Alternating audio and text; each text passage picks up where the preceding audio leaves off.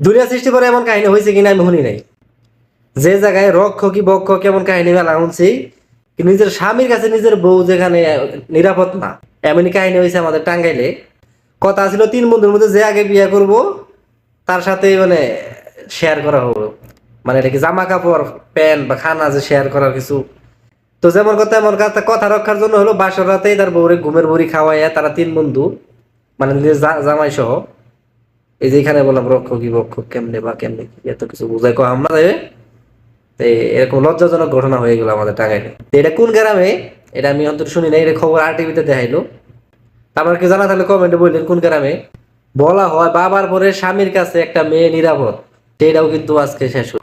মানে পরকিয়া, কত রকমের অনশন, জামাইয়ের লিঙ্গ কাটা দেওয়া, এরকম অনেক কাহিনী শুনি।